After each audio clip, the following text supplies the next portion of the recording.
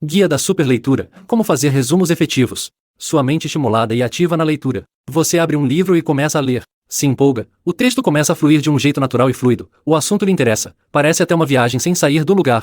Mas, em pouco tempo, os pensamentos começam a voar para longe, as preocupações do dia a dia começam a povoar sua mente e fica difícil relembrar qual era o assunto tratado naquelas páginas. Quem nunca passou por isso que atire a primeira pedra, não é mesmo? Outro caso típico. A leitura pode fluir muito bem, o tempo passa rápido e você nem percebe, diante de tanta imersão em um livro. Mas basta fechar aquela página para perceber que parece impossível recordar os assuntos daquela leitura. É como se você não tivesse aprendido nada. A absorção de conhecimentos parece próxima a zero. De novo, quem nunca? Para evitar esse tipo de distração ou dispersão, existem 4 perguntas centrais que você deve fazer antes de começar a ler qualquer livro. Com elas, é possível ter um melhor direcionamento, entendendo as intenções e não se perdendo no meio de uma leitura, por mais complexa que seja, mantendo sua mente estimulada e ativa. A primeira pergunta é: do que se trata o livro? É sempre bom recordar o tema central da obra, o que está sendo abordado e de que maneira o tema se desenvolve ao longo das páginas. A segunda questão: o que exatamente está sendo dito e de que maneira? Aqui, é a vez de compreender os argumentos-chave que constituem a mensagem transmitida pelo autor e como estes estão organizados, formando a estrutura do livro.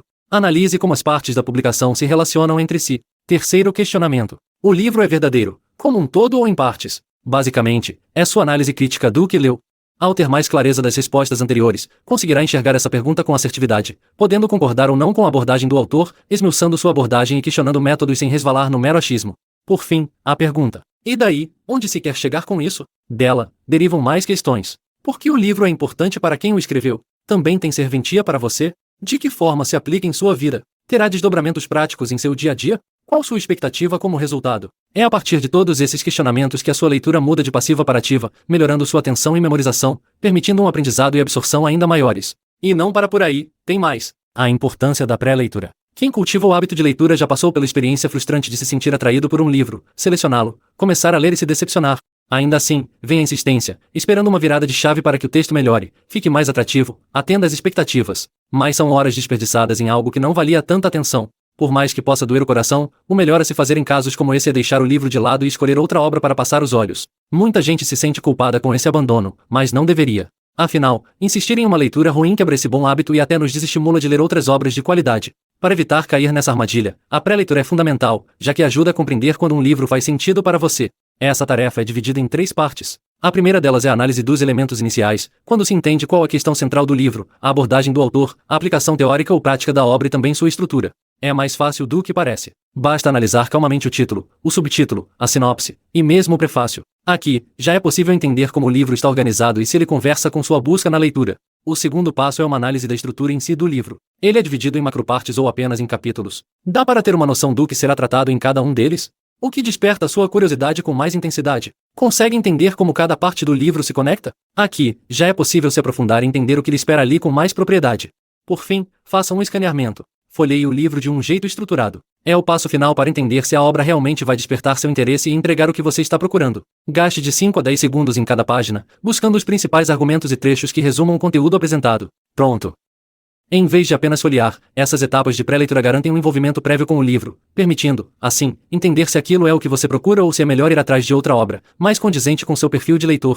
A leitura orientada. Já passamos da metade deste microbook e vamos falar agora de uma técnica que ajuda você a aprender o momento certo de alternar a velocidade de leitura ao longo do texto. Assim, fica bem mais fácil absorver o conhecimento e interpretar as ideias centrais de um texto. Vamos nessa? Quando falamos de leitura orientada, tratamos de uma forma estruturada de mergulhar de cabeça na leitura, esmiuçando os tópicos centrais sem se perder no meio da leitura. Desse jeito, dá para focar nos argumentos-chave, compreendendo-os isoladamente dentro do contexto do livro. Nela, você modifica a velocidade da leitura, passando rapidamente por exemplos, casos e outras formas de reforçar as principais ideias. Mas quando o trecho se refere aos tópicos principais do livro, é hora de ler mais devagar, fazendo marcações, tomando nota e seguindo na leitura ativa, fazendo perguntas para si e respondendo-as usando trechos do próprio texto lido.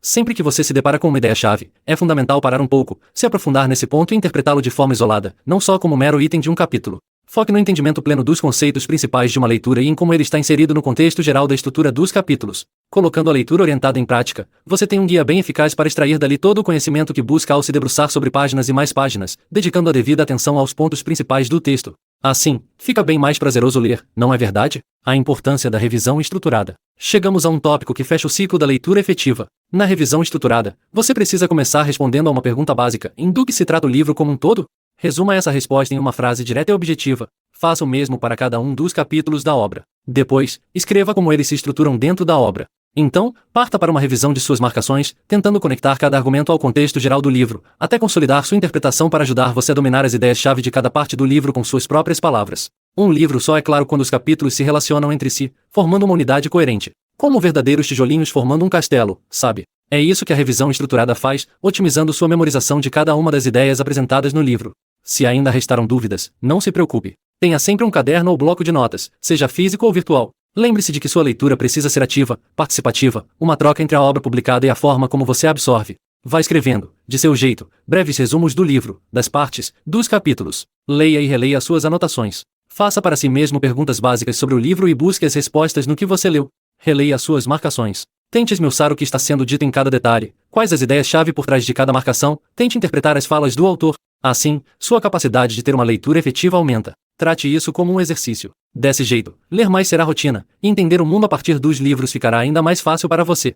Notas finais. Quando encaramos a leitura como uma tarefa ativa e efetiva, absorvemos muito mais conhecimentos. Não basta simplesmente folhear páginas e passar os olhos por intermináveis linhas. Esse é um erro que nos leva a distrações ou mesmo ao esquecimento pouco tempo depois de finalizar um livro. Nesse módulo, ficou ainda mais claro como existem técnicas que nos permitem aprender por meio de anotações, pré-leituras, exercícios práticos e resumos para interagir com uma obra, participando muito mais do que só recebendo informações.